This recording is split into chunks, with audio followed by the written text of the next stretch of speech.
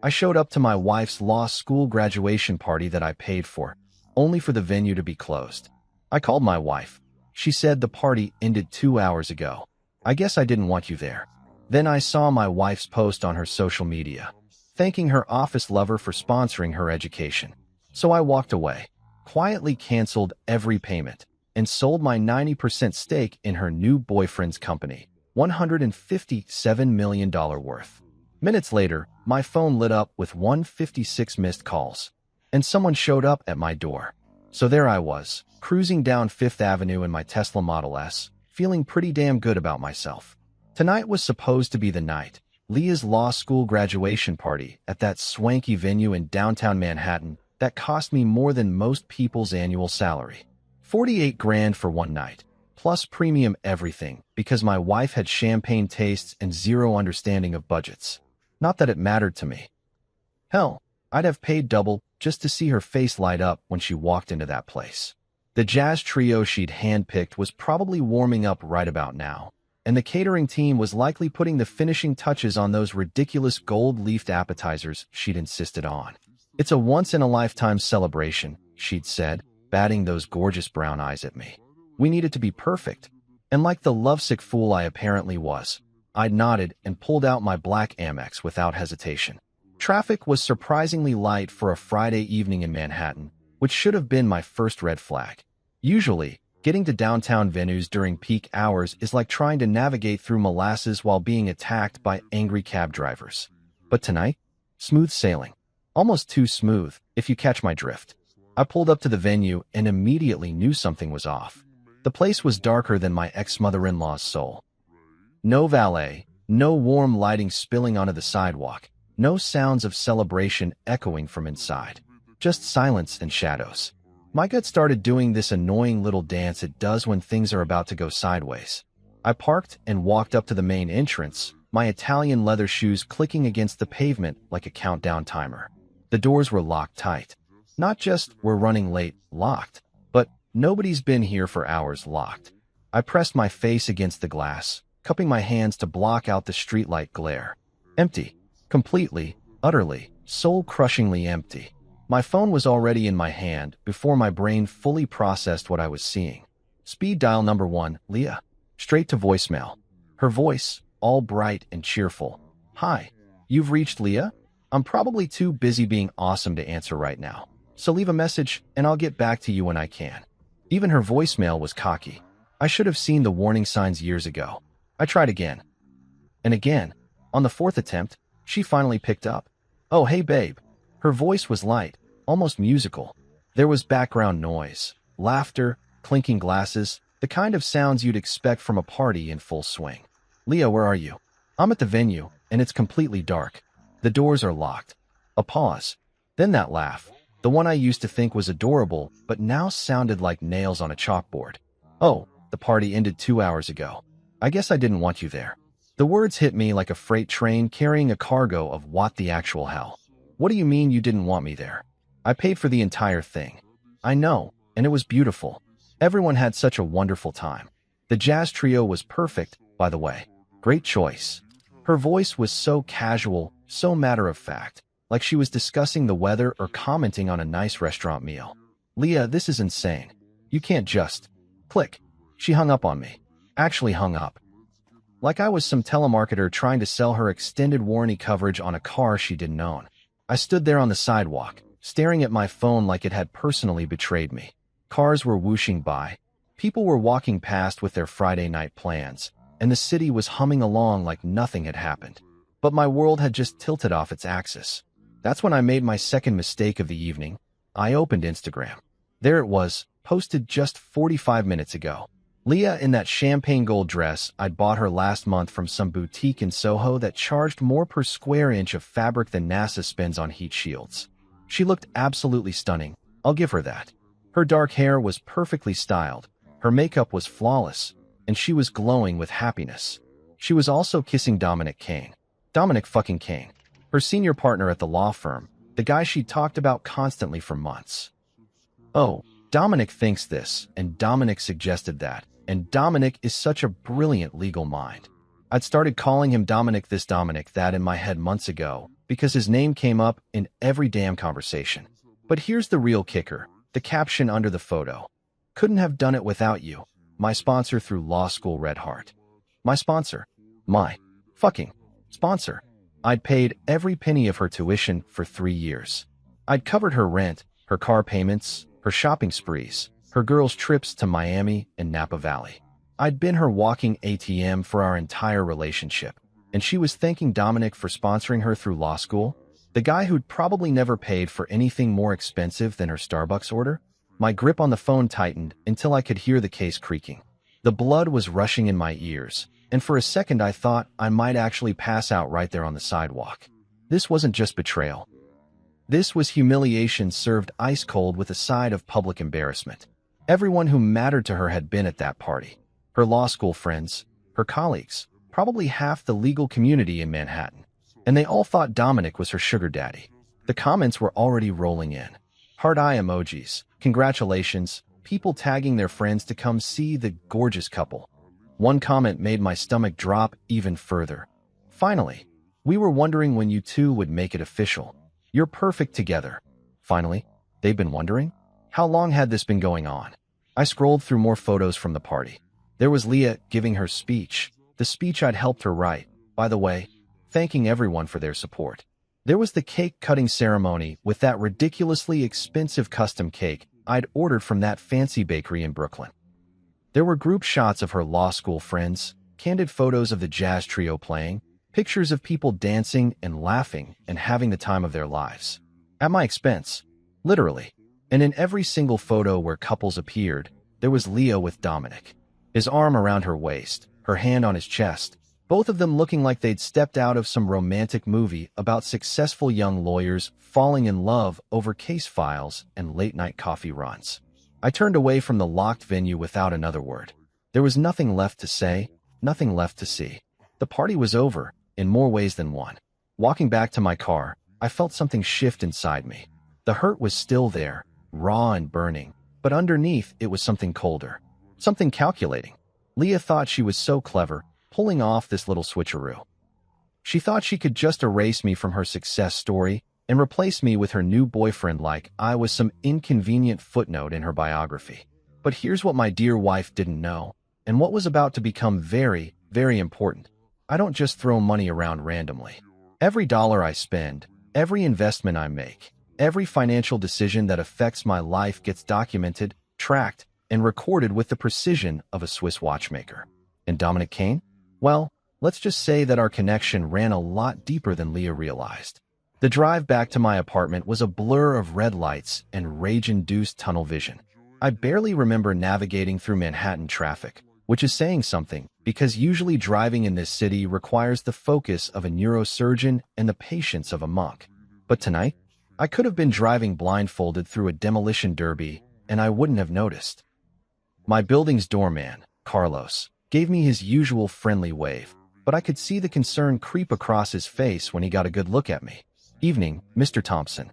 Everything all right? Just peachy, Carlos. Living the dream. My voice came out flat, emotionless. Even I could hear how dead I sounded.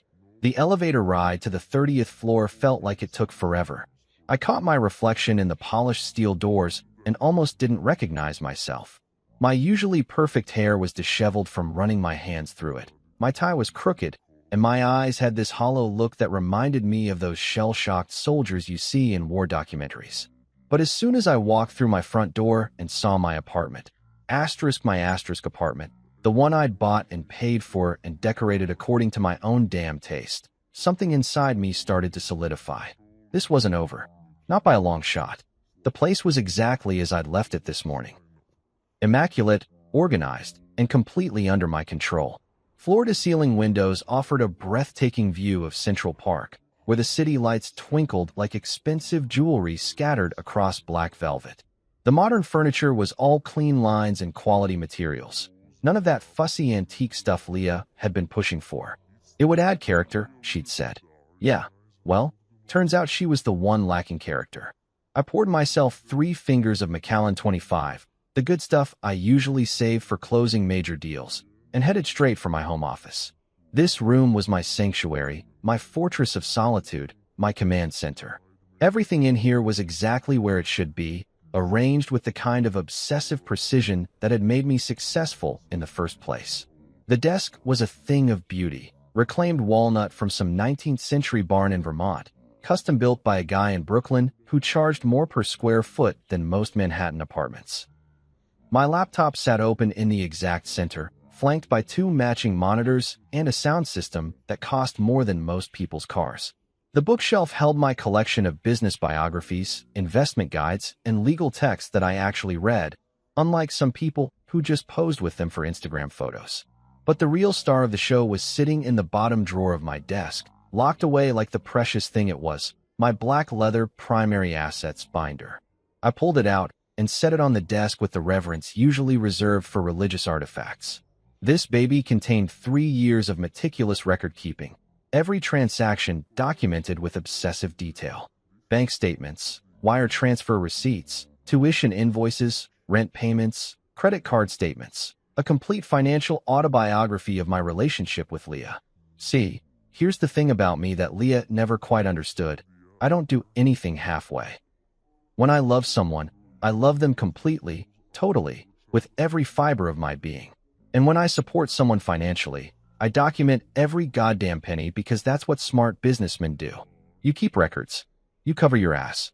You make sure you can prove exactly what happened if things go sideways. And boy, had things gone sideways tonight. I opened the binder and started flipping through the pages, each one a reminder of just how generous I'd been.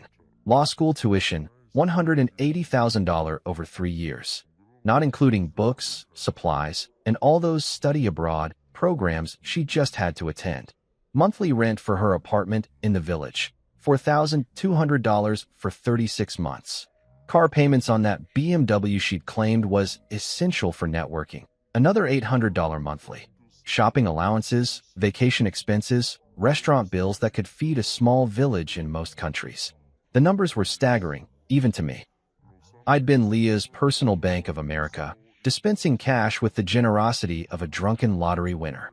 And she'd repaid me by making out with her boss at a party I'd funded, then publicly crediting him as her sponsor. But here's where it gets interesting, and where Leah's complete ignorance of my business dealings was about to bite her in her perfectly sculpted ass. About 18 months ago, she'd come to me with this sob story about Dominic. Poor guy was struggling to get his legal consulting firm off the ground. He had big dreams, but no capital. His family had cut him off financially after some falling out over his career choices. He was brilliant, according to Leah, but just needed someone to believe in him. "Baby, you're so good at seeing potential in people," she'd said, curled up next to me on this very couch. "Dominic has this amazing vision for revolutionizing corporate legal services. He just needs someone with your business sense to help make it happen." She'd batted those long eyelashes and given me that smile that used to make my knees weak. "Maybe you could meet with him? Just coffee, nothing major. I think you two would really click." So I'd met with Dominic. And you know what? The guy actually was brilliant. His business plan was solid, his market analysis was spot on, and his projections were realistic. Kane Dynamics had real potential to disrupt the traditional corporate law model. The problem was, he needed serious capital to make it happen. Way more than a simple loan or investment from friends and family. That's when I'd made my move. I'd offered to fund Kane Dynamics completely. Full startup capital, operational expenses, office space, employee salaries, marketing budget, the whole 9 yards.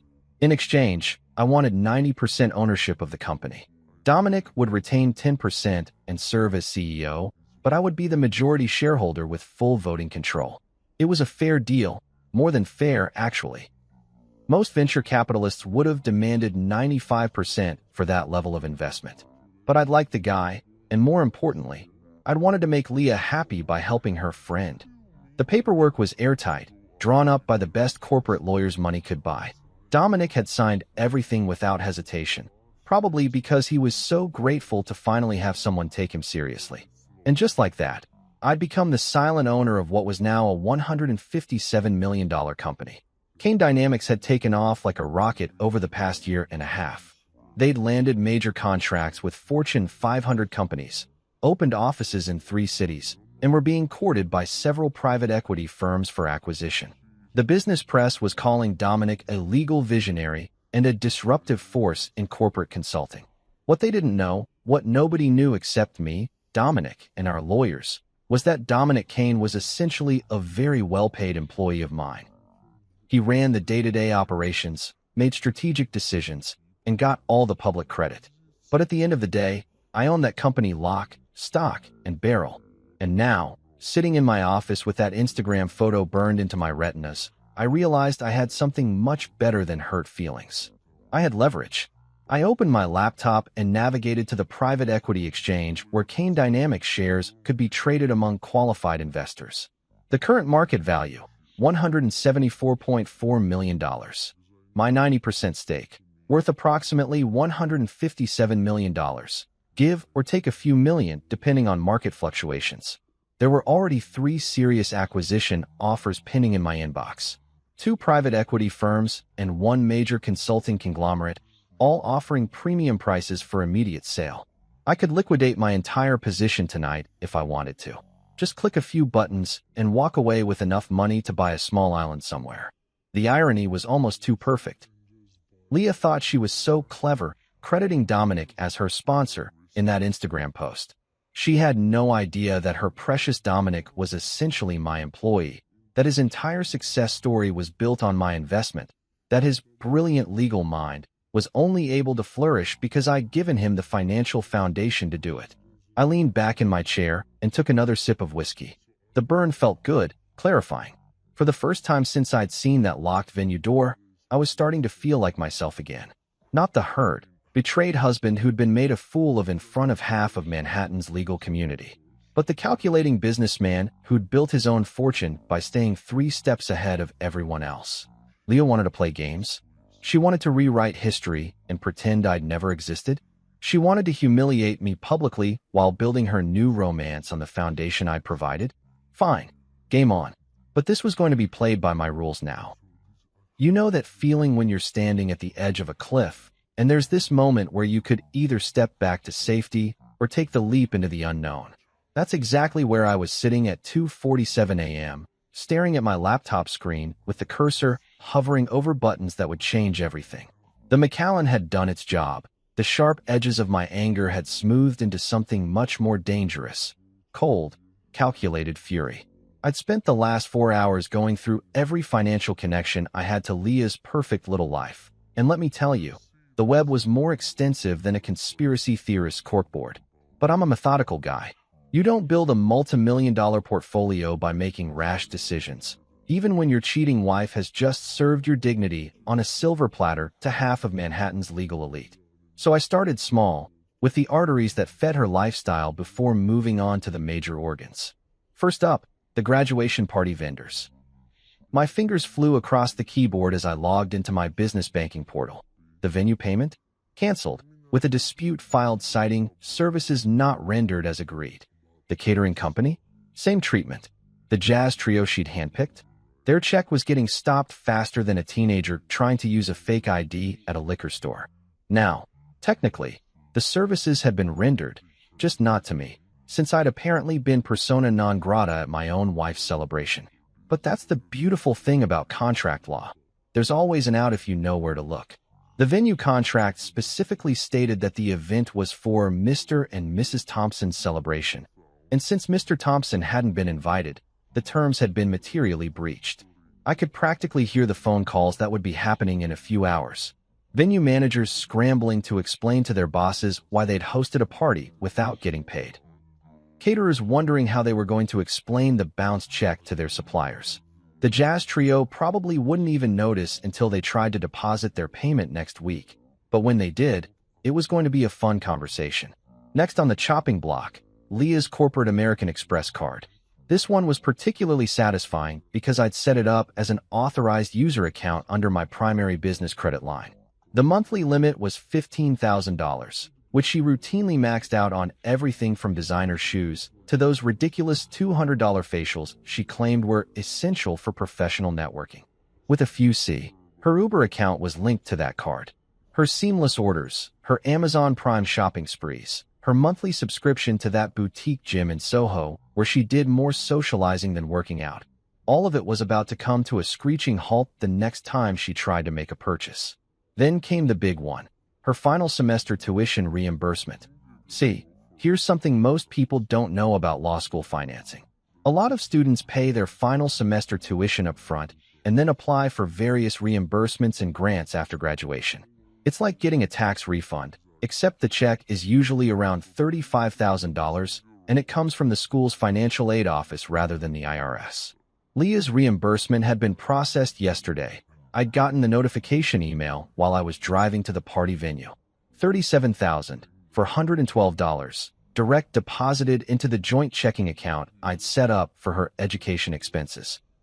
The same account where I was listed as the primary holder. I transferred every penny back to my personal account and then closed the joint account entirely. The transaction history would show exactly what had happened, but by the time Leah figured it out, the money would be long gone and the account would be a memory. But that was all just foreplay. The main event was Kane Dynamics.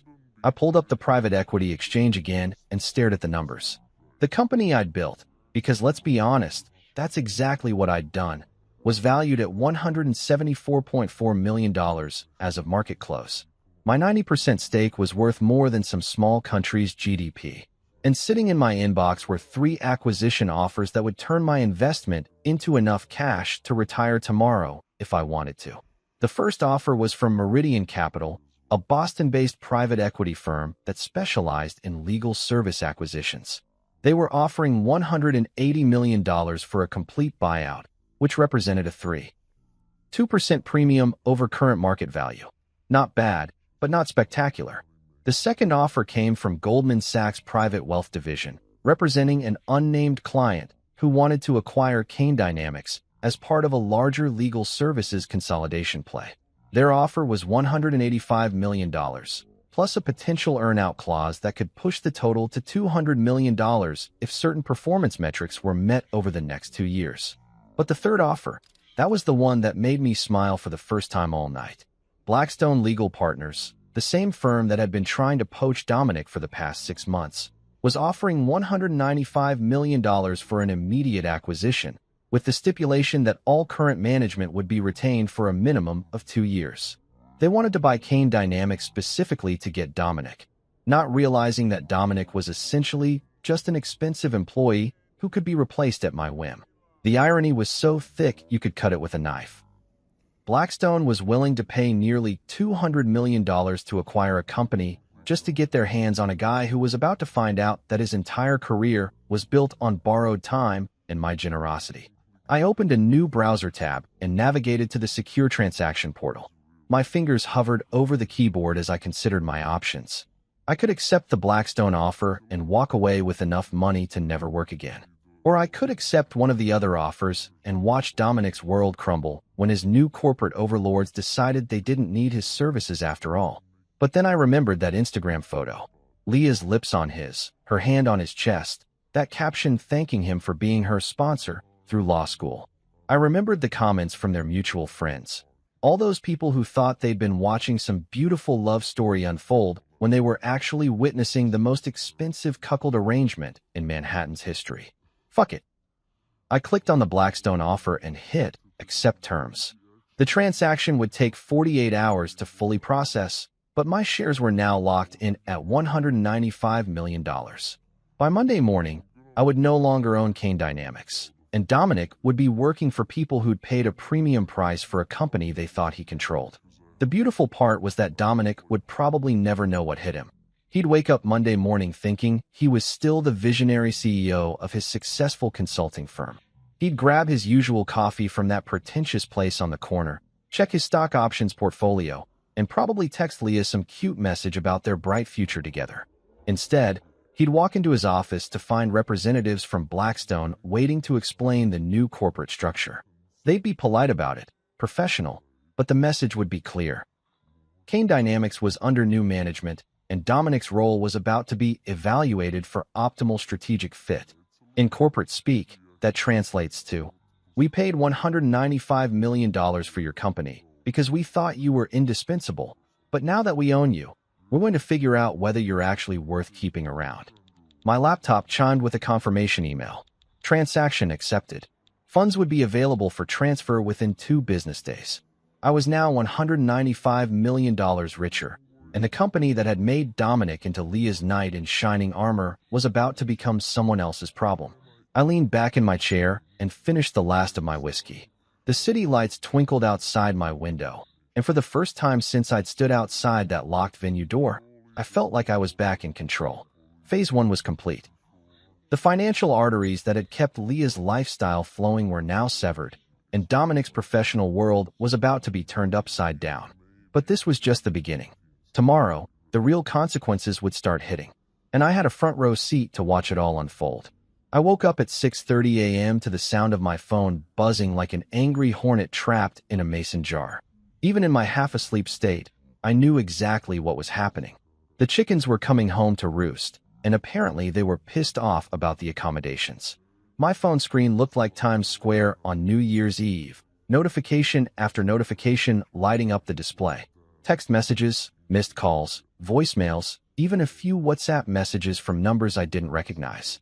The digital equivalent of pitchforks and torches, all demanding my immediate attention.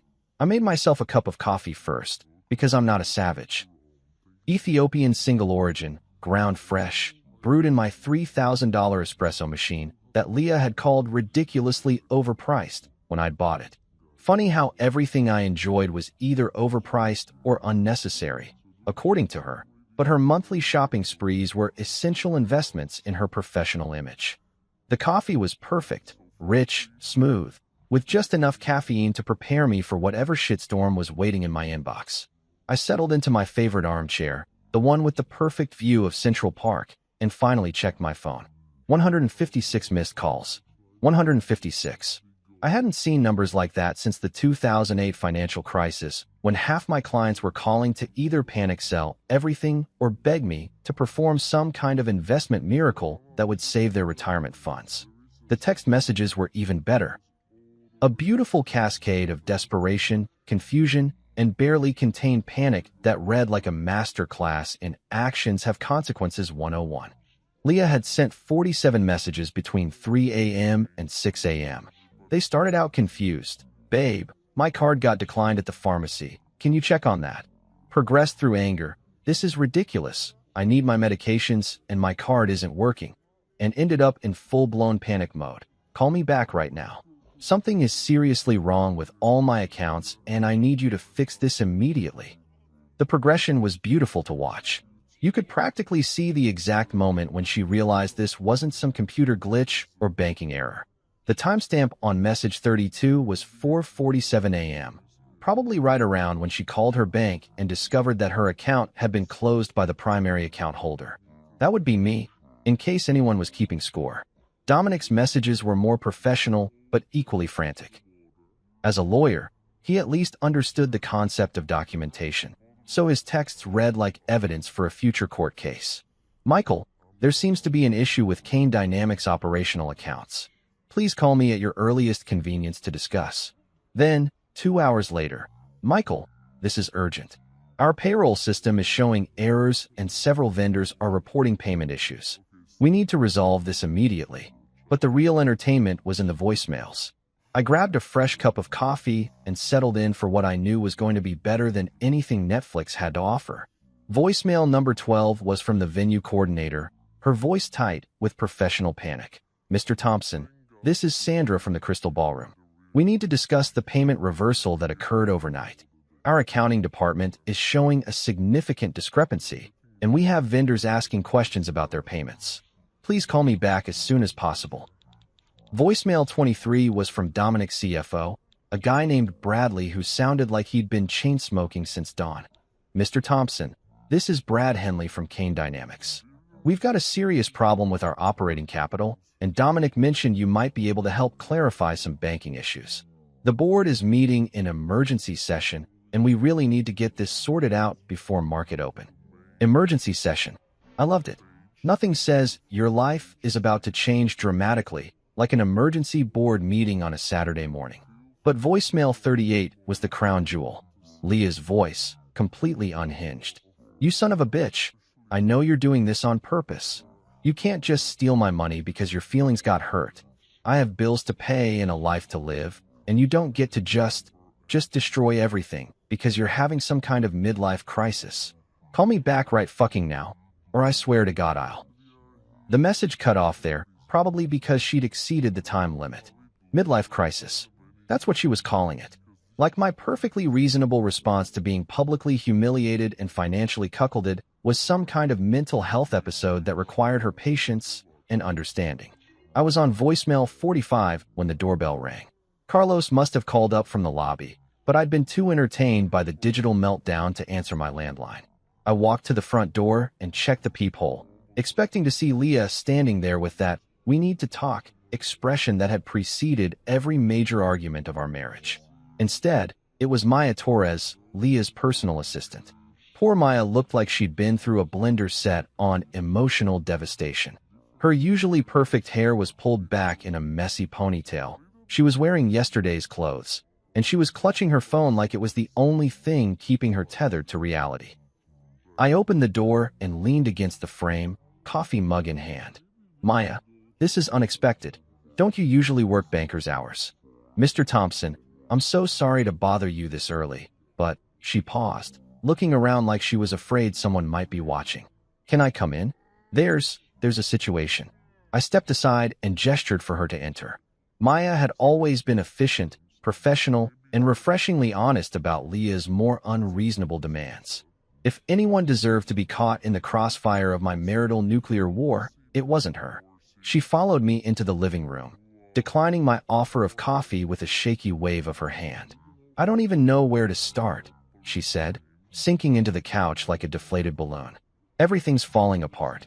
"Define everything," I said, settling back into my chair with the casual interest of someone watching a nature documentary about predators. The graduation after-party got shut down halfway through last night because the venue's check bounced. People were still dancing when security came in and told everyone they had to leave. Leah was mortified. I mean, absolutely mortified. Some of the partners from her firm were there, and they had to watch her get escorted out by building security. I nodded sympathetically while internally doing a victory dance. "That does sound embarrassing.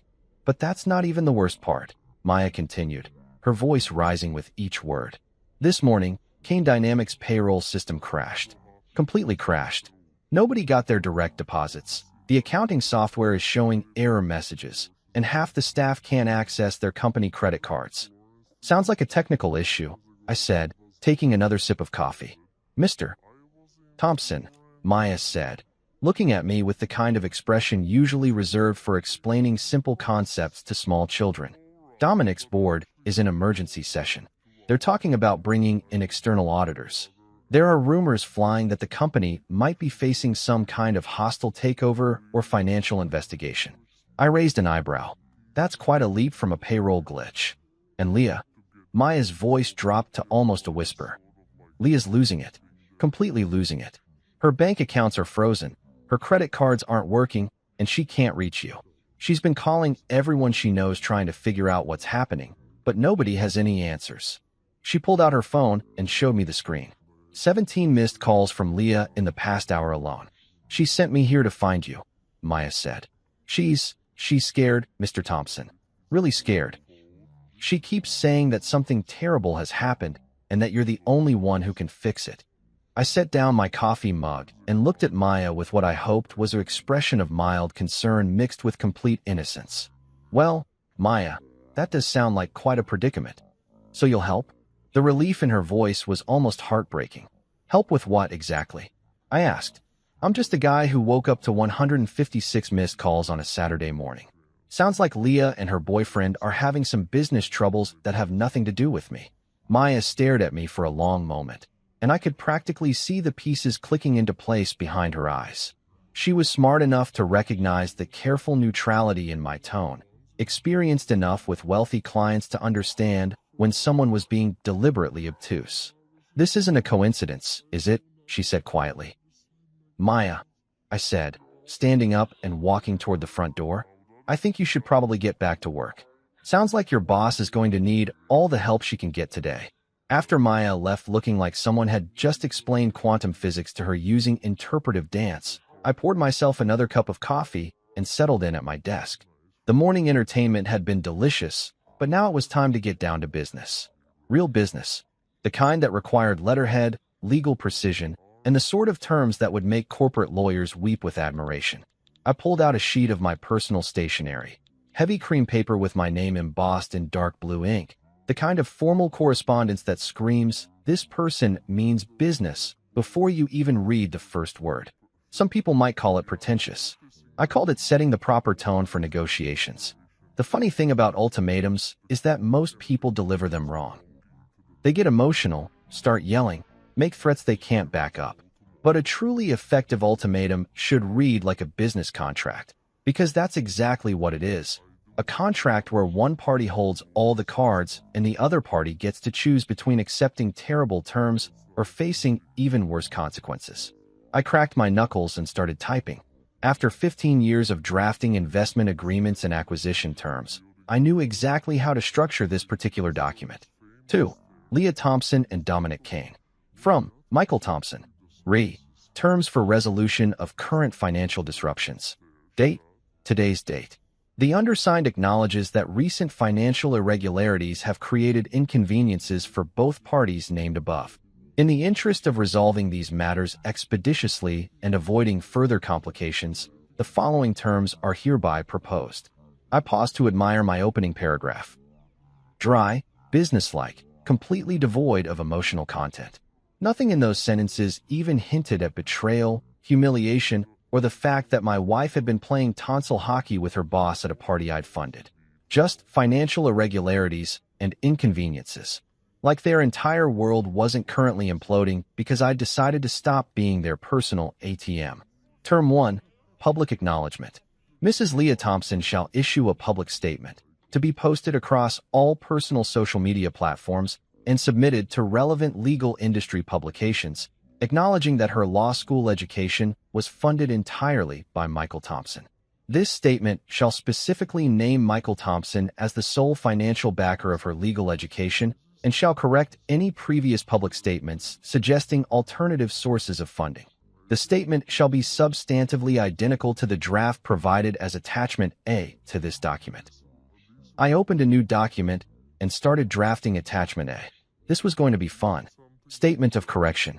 I want to publicly acknowledge and thank my husband, Michael Thompson, for his complete financial support throughout my law school journey.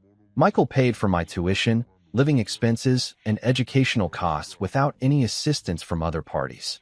My recent social media posts incorrectly suggested that others had sponsored my education, and I apologize for any confusion this may have caused.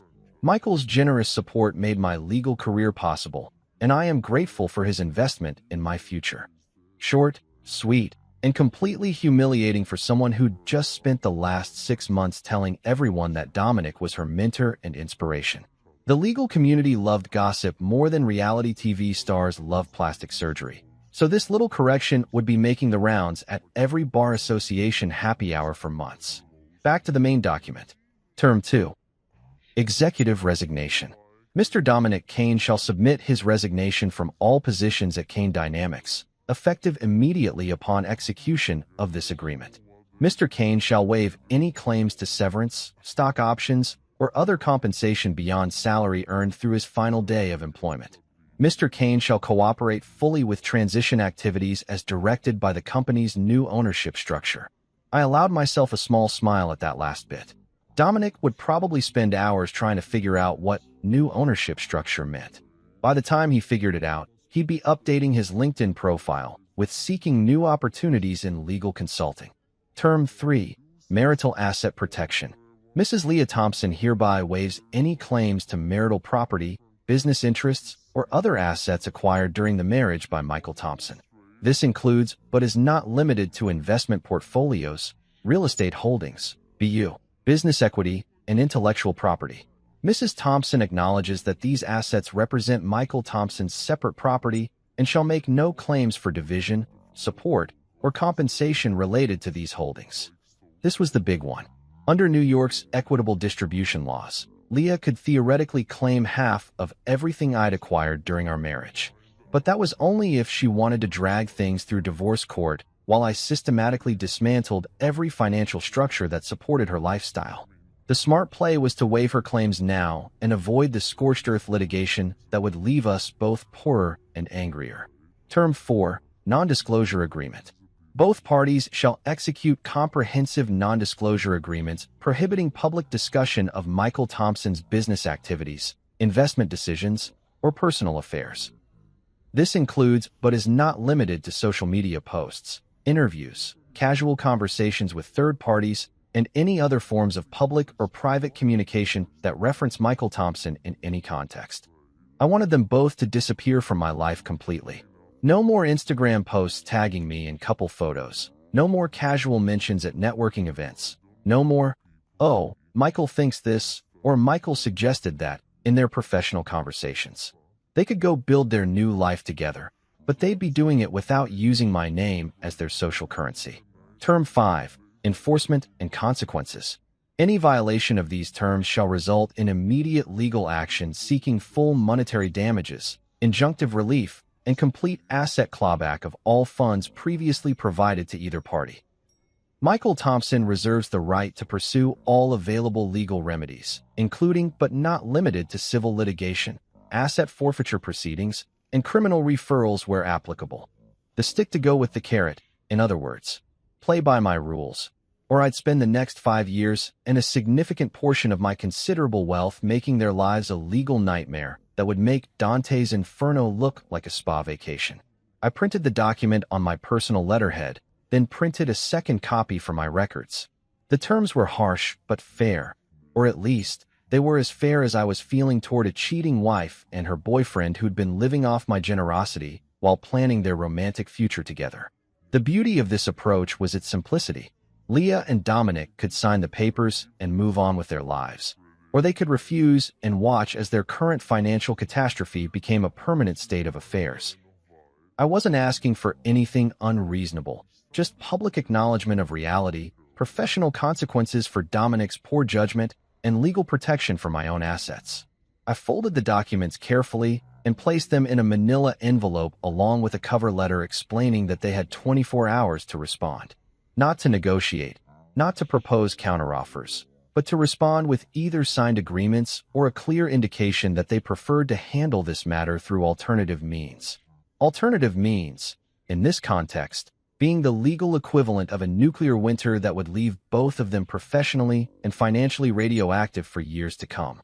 Maya was probably still somewhere in the building, either hiding in the lobby or pacing around outside, trying to figure out how to report back to Leah without becoming the messenger who gets shot. I called down to Carlos and asked him to find her and have her come back up. She knocked on my door 15 minutes later, looking even more frazzled than when she'd left. "Mr. Thompson? Carlos said you wanted to see me again." I handed her the envelope. "I need you to deliver this to Leah in person. Not by email, not by text, not left with a doorman or assistant. Hand-delivered, with confirmation that she's read and understood the contents." Maya took the envelope like it might explode in her hands. "What is it?" "A solution to her current problems," I said, "along with some very reasonable terms for resolving this situation. She has 24 hours to respond. And if she doesn't respond?" I smiled the kind of smile that venture capitalists use when explaining to startup founders why their company is being dissolved. "Then she'll discover that her current problems were just the opening act. The main show hasn't even started yet." I spent the rest of Saturday doing exactly what I'd been planning to do before my life imploded on Friday night. Absolutely nothing productive. I ordered Thai food from that place on the Upper West Side that charges $40 for pad Thai, but makes it so good you'd sell your grandmother's jewelry to get another order. I binge-watched the entire second season of some Netflix show about billionaires behaving badly, which, given my current circumstances, felt like a documentary about my weekend. Around 7 p.m., I opened a bottle of Barolo that I'd been saving for a special occasion. Originally, I thought that special occasion might be Leah's first big case win, or maybe a romantic anniversary dinner. Turns out the special occasion was celebrating the systematic destruction of my cheating wife's financial security. Life's funny like that. The wine was perfect, rich, complex, with just enough tannins to remind you that good things take time to develop properly. Unlike marriages, apparently, which could go from "till death do us part" to "I guess I didn't want you there" faster than a tech startup burning through venture capital. My phone had been mercifully quiet since Maya left with the envelope. Either Leah was taking her time reading my terms, or she was holed up somewhere having the kind of emotional breakdown that requires multiple boxes of tissues and at least one friend willing to listen to 3 hours of, but I don't understand how this happened, on repeat. I was halfway through the bottle and contemplating whether to order dessert from that overpriced gelato place when my building's front desk called. "Mr. Thompson? There's a Mrs. Thompson here to see you. Should I send her up?" Of course there was. I'd been wondering when she'd finally work up the courage to face me directly instead of sending her assistant to do reconnaissance missions. "Send her up, Carlos." "Thanks." I didn't bother changing clothes or tidying up the apartment. If Leah wanted to have this conversation, we were going to have it on my terms, in my space, with me holding all the cards. Besides, she'd seen me in sweatpants and a Harvard Business School t-shirt before. Though admittedly, those previous occasions hadn't involved me systematically dismantling her entire financial support structure. The knock on my door came exactly 4 minutes later, just enough time for the elevator ride, and a brief moment of hesitation in the hallway while she worked up her nerve. I opened the door and got my first look at my wife since she'd decided to credit her boyfriend as her law school sponsor. She looked like absolute hell. Her usually perfect hair was hanging loose and unwashed, with the kind of greasy limpness that comes from spending too much time lying in bed staring at the ceiling. The designer makeup she never left the apartment without was completely absent, leaving her face pale and puffy around the eyes. She was still wearing yesterday's clothes. That same champagne gold dress from the Instagram photo, except now it was wrinkled and stained with what looked like coffee or wine or possibly tears. "Can I come in?" she asked, her voice barely above a whisper. I stepped aside without saying anything. What was there to say? "Welcome to the consequences of your actions. Gee, you look like someone who just discovered that financial security isn't guaranteed. Sometimes silence is more devastating than any clever comeback."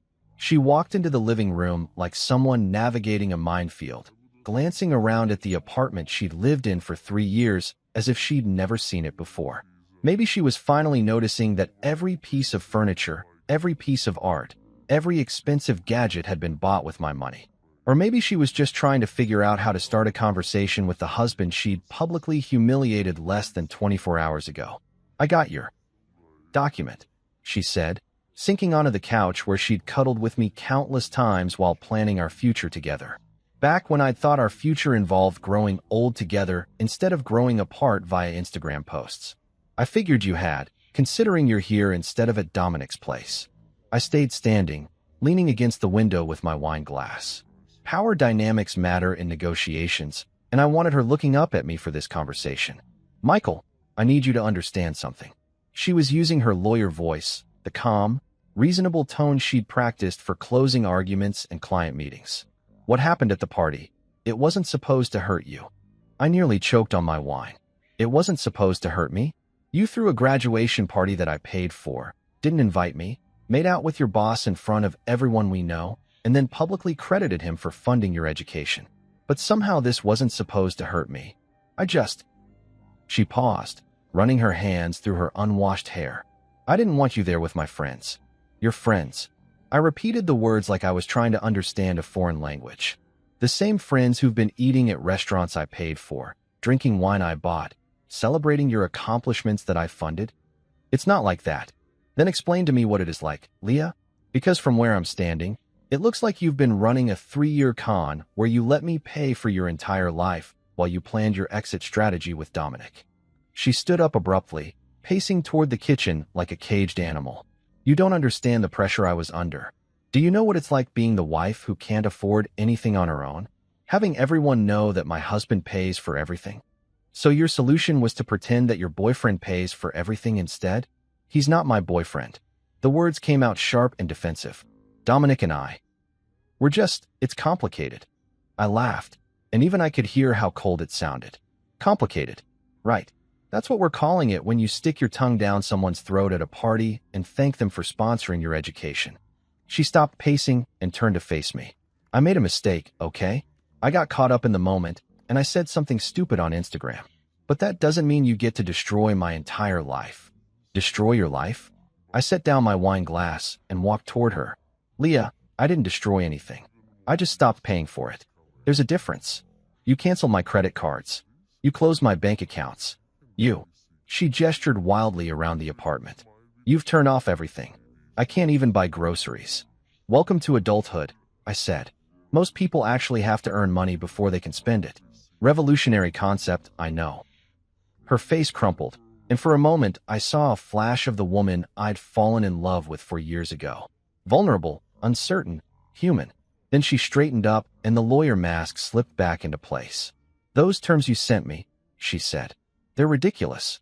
You can't expect me to publicly humiliate myself just because you're having some kind of what? I interrupted. Some kind of reasonable response to being betrayed and humiliated? Some kind of natural reaction to discovering that my wife has been planning her future with another man while I pay all the bills.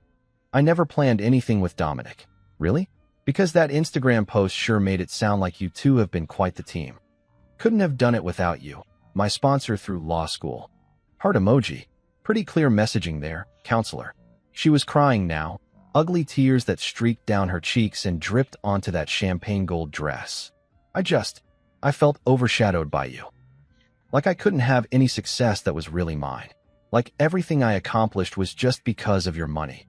And so you decided to give the credit to Dominic instead. I didn't mean for it to happen like this. But it did happen like this. I walked back to the window, looking out at the city lights that sparkled like scattered diamonds. You made choices, Leah.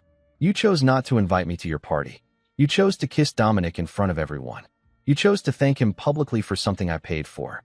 And now you get to live with the consequences of those choices. She followed me to the window, standing close enough that I could smell her perfume mixed with the scent of desperation and regret. Michael, please. I know I screwed up, but we can fix this. We can go to counseling. We can work through this together. You don't have to burn everything down. I turned to look at her, this woman I'd loved enough to support completely, to invest in totally, to trust with my heart and my wallet. Those terms in the envelope aren't negotiable, Leah. You sign them, or you learn what life looks like when I'm not subsidizing it. And if I sign them, what then? Then you and Dominic can build whatever life you want together. Just not with my money, and not with my name attached to your success story. She stared at me for a long moment, probably trying to figure out if I was bluffing. I wasn't. The old Michael, the one who'd believed in love and partnership and building a life together, had died somewhere between that locked venue door and that Instagram post. The new Michael was a businessman first, and businessmen don't make deals with people who've already proven they can't be trusted. 24 hours, I said quietly. Sign the papers, or find out what the alternative looks like. Monday morning arrived with the kind of crisp autumn air that makes Manhattan feel like the center of the universe.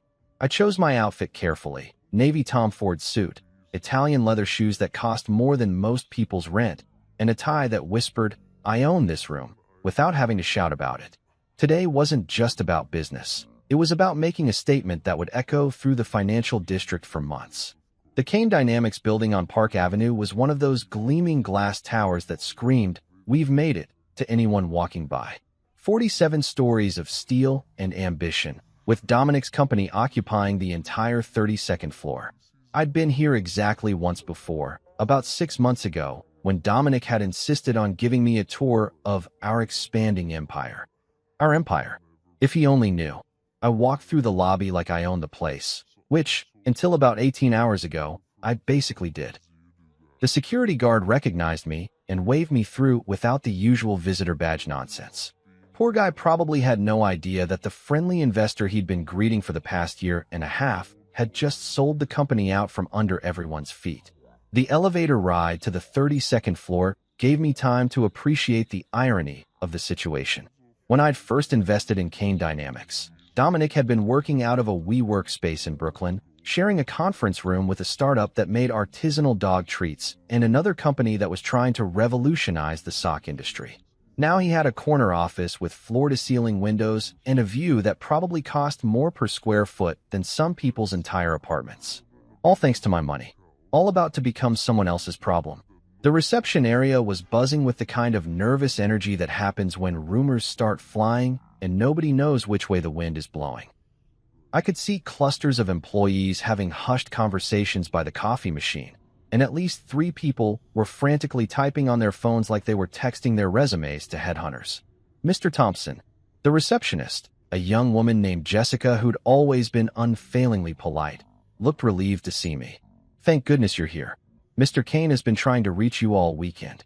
"I'm sure he has," I said, checking my watch. "Is the board meeting still happening?" "Yes, sir. Conference room A. They've been in there since 7 this morning. 7 a.m. on a Monday. That was desperation time. The kind of early meeting that happened when shit had hit the fan and everyone was scrambling to figure out which direction the pieces were flying."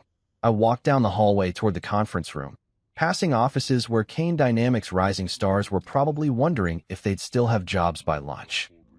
The irony wasn't lost on me that I was about to attend a board meeting for a company I no longer owned, to discuss problems I created, with people who had no idea I was the source of their current nightmare. The conference room had glass walls, so I could see the meeting in progress before I even opened the door.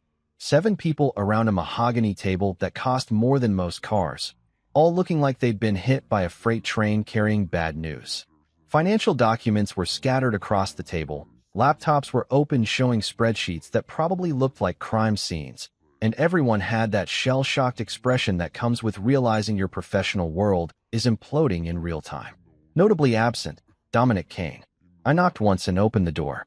The conversation stopped immediately, and 7 pairs of eyes turned toward me with the kind of desperate hope usually reserved for disaster movie scenes where the cavalry arrives just in time. "Michael."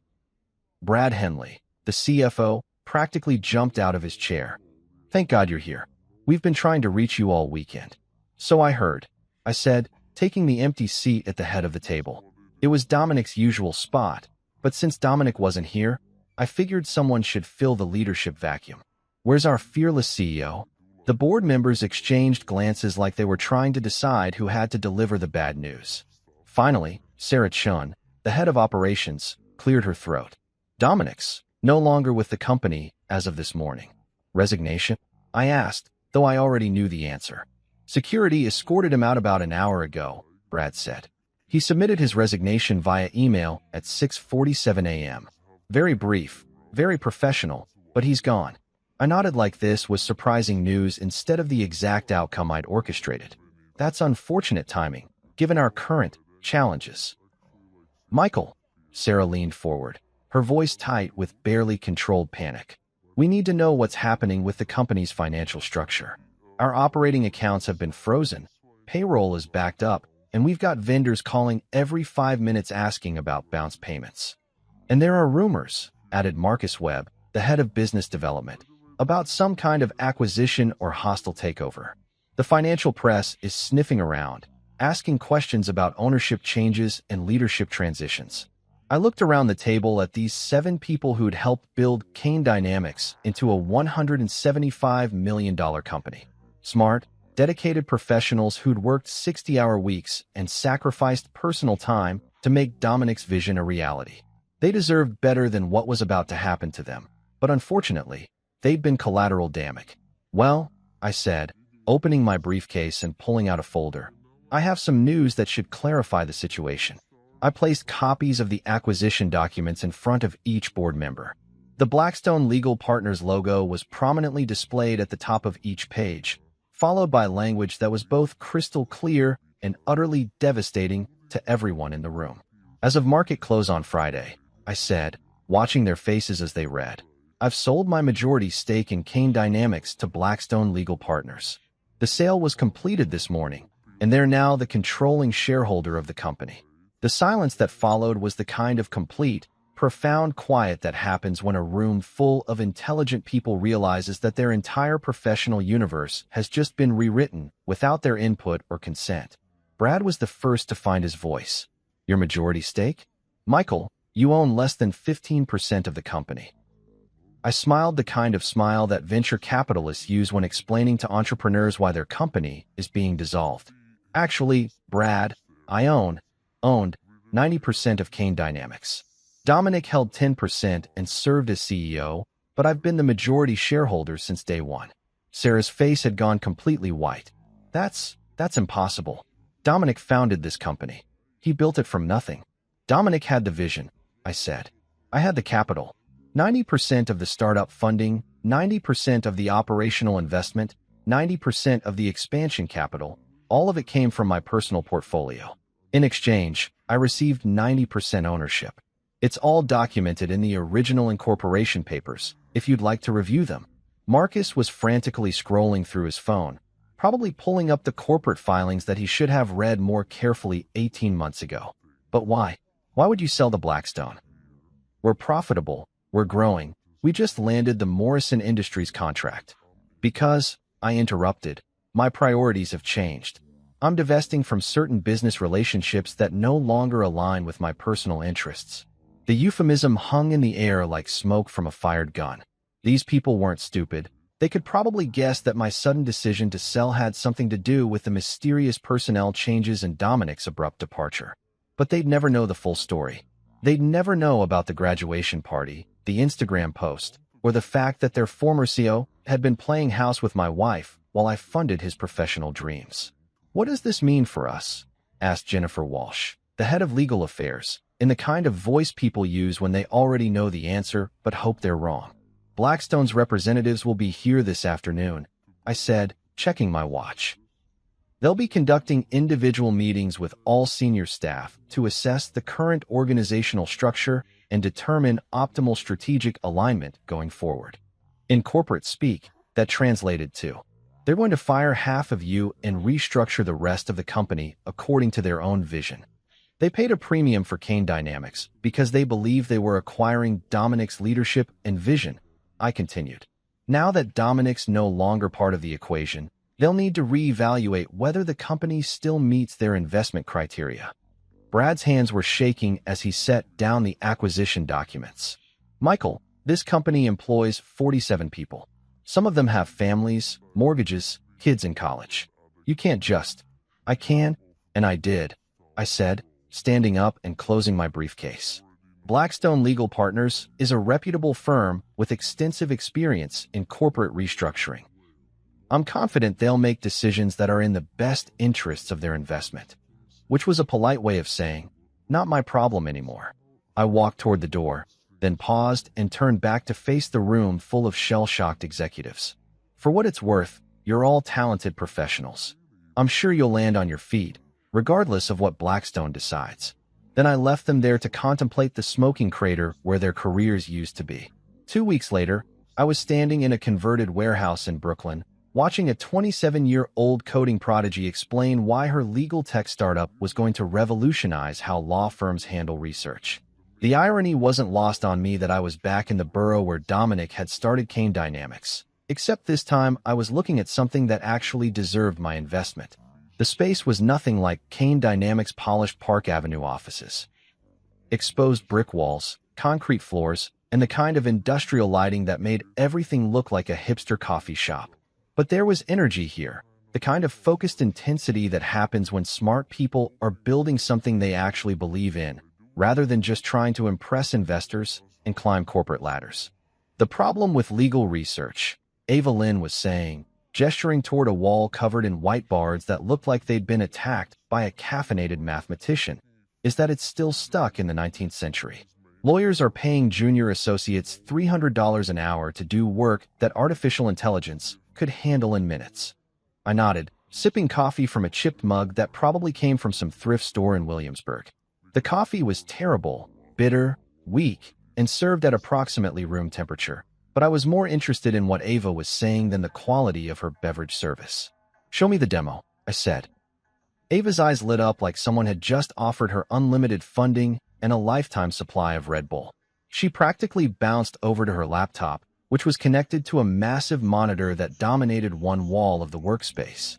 "Okay, so imagine you're working on a complex merger case," she said, her fingers flying across the keyboard. "Traditional research would involve sending 3 junior lawyers to spend 40 hours combing through legal databases, precedent cases, and regulatory filings. They'd bill the client $36,000 for work that mostly involves keyword searches and document review. The screen filled with a clean, intuitive interface that looked nothing like the clunky legal databases I'd seen lawyers struggling with for years. "Now watch this," Ava said, typing in a search query that would have taken those junior lawyers days to properly research. Results appeared instantly. Not just a list of cases and statutes, but an organized, weighted analysis of relevant precedents, complete with confidence ratings and strategic recommendations. The AI had sorted through thousands of documents, identified the most relevant materials, and presented them in a format that actually made sense. "This is impressive," I said, and I meant it. I'd seen plenty of tech demos over the years, most of them promising to revolutionize industries that didn't particularly want to be revolutionized. But this was different. This solved a real problem that cost law firms millions of dollars annually. "We're not trying to replace lawyers," Ava continued, clearly warming to her favorite subject. "We're trying to make them more efficient. Instead of spending weeks on research, they can spend their time on strategy, client relationships, actual legal thinking. The stuff that humans are actually good at." I walked around the workspace, taking in the setup. 6 developers working at standing desks that looked like they'd been assembled from IKEA parts and industrial pipe fittings. A conference area made from a reclaimed door balanced on sawhorses. Whiteboards covered with flowcharts, user interface mockups, and what appeared to be a betting pool about which pizza place delivered fastest to their address. This was what a real startup looked like. Lean, focused, built by people who cared more about solving problems than impressing anyone. It reminded me of my own early days, back when I was trading stocks from a studio apartment and living on ramen noodles and stubborn determination. "What's your current funding situation?" I asked. Ava's enthusiasm dimmed slightly. "We've been bootstrapping so far. I had some savings from my previous job at Google, and the team is working for equity until we can afford proper salaries. We've got enough runway for maybe 3 more months. And then..." She shrugged, trying to look casual about the fact that her company was 3 months away from bankruptcy. "Then we either find investors, or we all go back to working for other people's dreams." I pulled out my phone and showed her the research I'd done on her background while riding the subway to Brooklyn. MIT computer science degree, 3 years at Google working on machine learning algorithms, 2 years at a legal tech startup that had been acquired by Thomson Reuters. Her code was elegant, her strategic thinking was sound, and most importantly, she was solving a problem that actually mattered. "Tell me about your team," I said. "Best engineers I've ever worked with," Ava said, gesturing toward the developers who were pretending not to eavesdrop on our conversation. Sarah over there built recommendation engines for Netflix. Marcus worked on fraud detection algorithms for PayPal. Kim was the lead developer on that document analysis platform that LexisNexis bought for $40 million last year. And they're all working for equity. They believe in what we're building.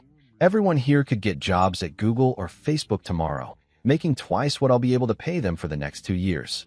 But they're here because they want to build something that matters. That was the difference between this company and Kane Dynamics. Dominic had been building a consulting firm to feed his own ego and impress people at legal industry cocktail parties. Ava was building something that could actually change how an entire profession operated. "What do you need to scale?" I asked. "Realistically, $10 million would let us hire the team we need, build out our infrastructure, and fund operations for the next 18 months. 15 million would be better.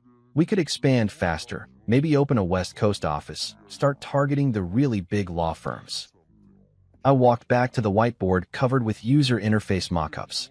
The design was clean, intuitive, obviously built by people who understood that lawyers didn't have time to learn complicated software just to do basic research. "Have you talked to potential customers?" "Actual law firms. We've got pilot programs running with 3 mid-sized firms in Manhattan," Ava said. "The feedback has been incredible.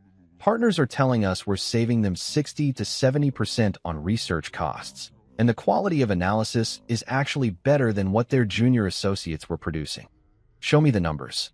For the next hour, Ava walked me through financial projections, market analysis, and customer acquisition strategies that were surprisingly sophisticated for a company operating out of a converted warehouse. She'd done her homework.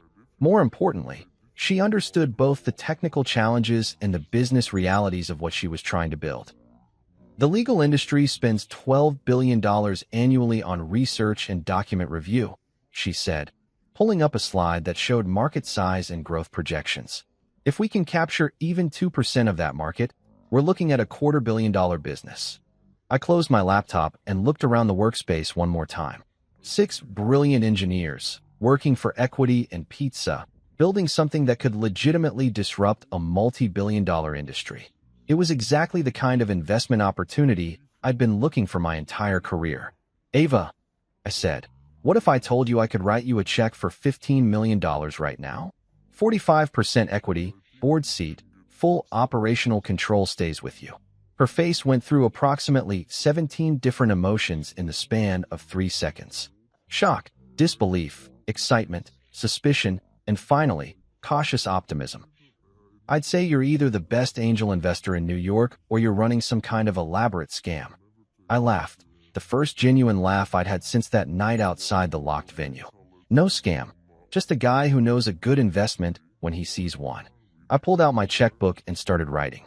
$15 million, payable to Lynn Technologies, LLC. The same amount I'd made in profit from selling Kane Dynamics, reinvested into something that actually deserved to succeed. Welcome to the big leagues, I said, handing her the check.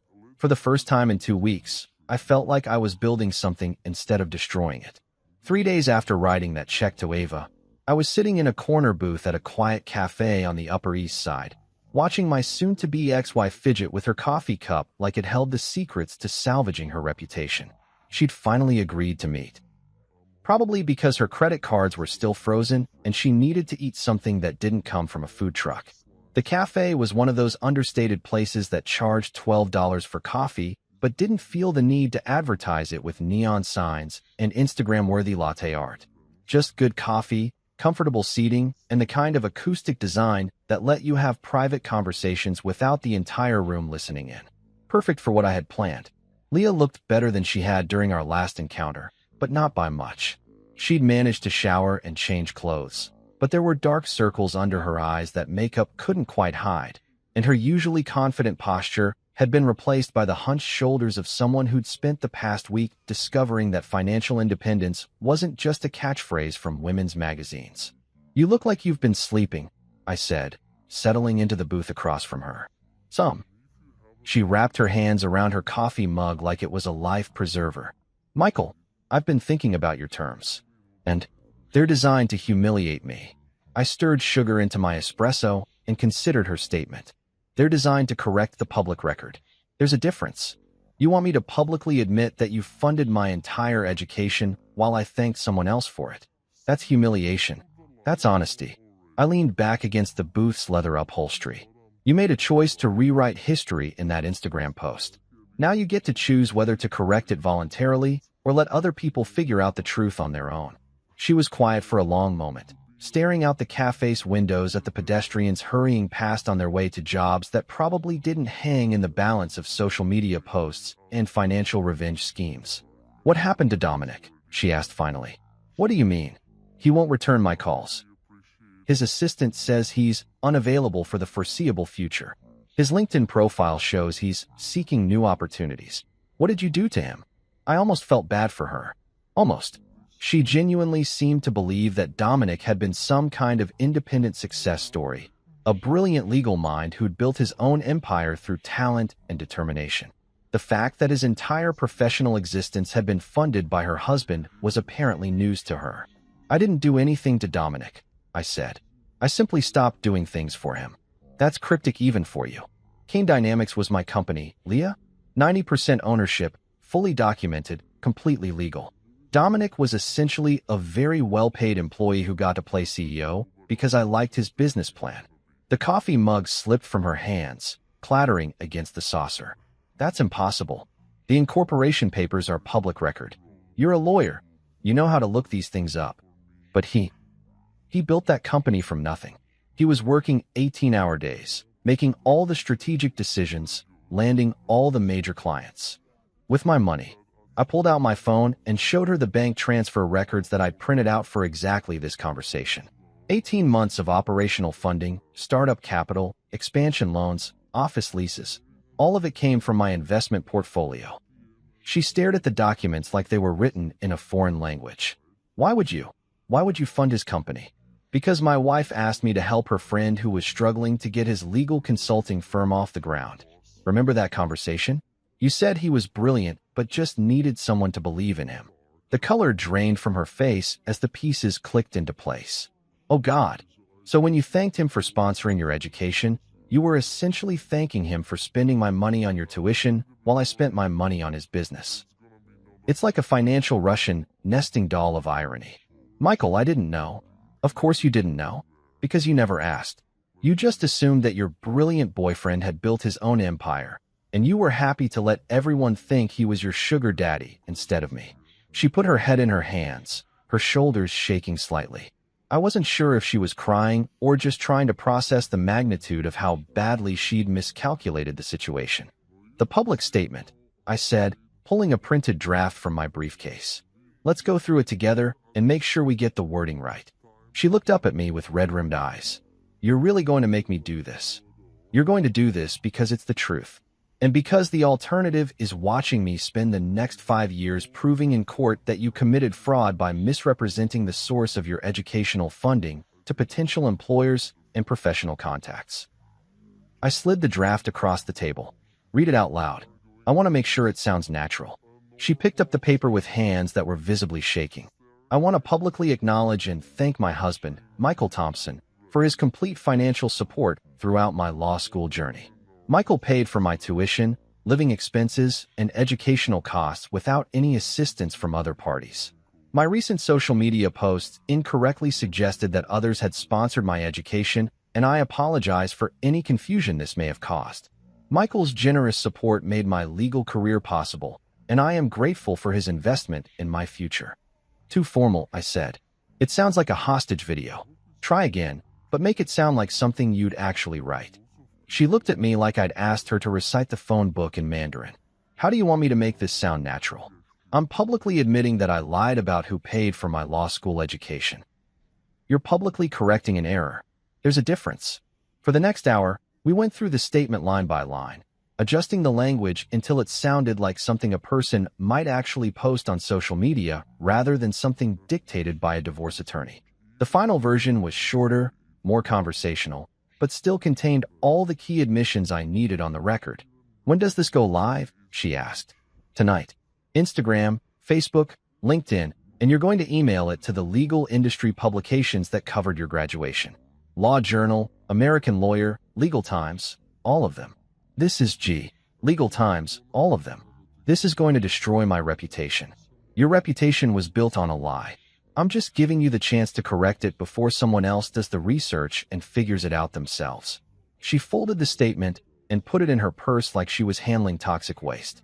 And after this, after I humiliate myself publicly and admit that my successful boyfriend was actually just spending my husband's money. After this, you and Dominic get to build whatever life you want together. Just not with my funding and not with my name attached to your success stories. She stood up to leave, then paused. For what it's worth, I really didn't mean for things to happen this way. I know, I said, but they did happen this way, and now we all get to live with the consequences. She walked out of the cafe without looking back, probably heading home to spend the rest of the day figuring out how to explain to her friends and colleagues why she was about to publicly contradict everything she'd told them about her relationship with Dominic. I ordered another espresso and checked my phone. Ava had sent me a text with photos from their office. The team celebrating their new funding with champagne that probably cost less than Leah's usual lunch. Real celebration, from people who'd actually earned something worth celebrating. By tomorrow morning, everyone in Manhattan's legal community would know the real story behind Leah Thompson's law school education. And for the first time in weeks, I was looking forward to reading the comments. 6 months later, I was standing in the sunlight streaming through the windows of my new apartment on the Upper West Side, drinking coffee that didn't cost $12 and feeling genuinely content for the first time in years. 2 bedrooms, hardwood floors, and absolutely zero marble countertops or designer bullshit that screamed, "Look how much money I have." Just a normal place where a normal person might actually want to live. The divorce had been finalized 3 weeks ago. Quick, clean, and exactly according to the terms I'd outlined in that envelope Maya had delivered what felt like a lifetime ago. Leah had signed everything without attempting to negotiate, Probably because her lawyer had explained in very small words what would happen if she tried to fight a guy who documented every financial transaction with the obsessive precision of a Swiss accountant. She'd moved to Portland, of all places, working for some nonprofit legal aid clinic that helped low-income families with housing disputes. The irony wasn't lost on me that she'd gone from Manhattan corporate law to helping people who actually couldn't afford lawyers. Maybe getting her financial reality check had given her some perspective on what real problems looked like. She'd sent me a letter last month, handwritten, not typed, which was somehow more personal than anything she'd done in the last year of our marriage. I finally understand the difference between prestige and worth, she'd written. I'm sorry it took losing everything to figure that out. I'd folded the letter and put it in my desk drawer. Not as a keepsake, exactly, but as closure. Proof that the woman I'd married was still in there somewhere, underneath all the Instagram captions and professional networking bullshit. Dominic had landed on his feet, sort of. He was working for a mid-tier firm in Chicago, handling corporate compliance cases that probably bored him to tears after running his own company. His LinkedIn profile listed him as senior associate, which was corporate speak for former CEO who's now back to being someone else's employee. The legal press had moved on to other stories, but his name still occasionally came up as a cautionary tale about the dangers of rapid corporate expansion without proper financial backing. My phone buzzed with a text from Ava. Just closed the Morrison Industries deal. $2.3 million annual contract. Drinks at 6. I smiled and typed back, absolutely. My treat. Lynn Technologies had become exactly what I'd hoped it would be when I'd written that check in the Brooklyn warehouse. They'd landed 12 major clients, opened offices in Boston and San Francisco, and were being courted by venture capital firms who wanted to lead their Series B funding round. Ava had been featured on the cover of Legal Tech magazine as one of the industry's 30 under 30 disruptors, and unlike certain other people I could mention, she'd actually earned the recognition. I spent my days now doing things that actually mattered. Guest lectures at Columbia Law School about the intersection of technology and legal practice, mentoring other startups that were trying to solve real problems instead of just chasing valuations, serving on the board of Lynn Technologies and watching brilliant people build something that would outlast all of us. The apartment was quiet except for the distant sounds of the city going about its business. No designer furniture that cost more than cars, no art collections that existed solely to impress dinner party guests. No evidence of the life I'd built with someone who'd never really wanted to build anything with me at all. Just sunlight, good coffee, and the satisfaction of knowing that I'd won. Not because I destroyed Leah's financial security or ended Dominic's CEO career or forced them both to confront the reality of their choices. I'd won because I'd freed myself from a relationship that was built on transactions instead of trust, from supporting people who saw my money as an entitlement rather than a gift.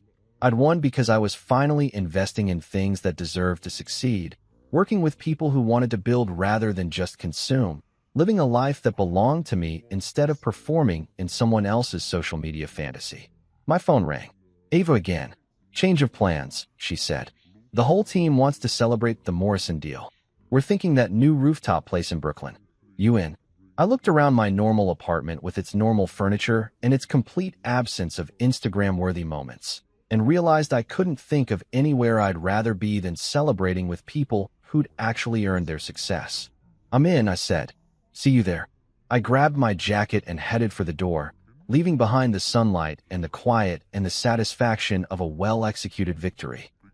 Time to go celebrate with people who understood the difference between building something real and just looking successful online. 6 months ago, I'd thought my life was over when I stood outside that locked venue door. Turns out it was just beginning.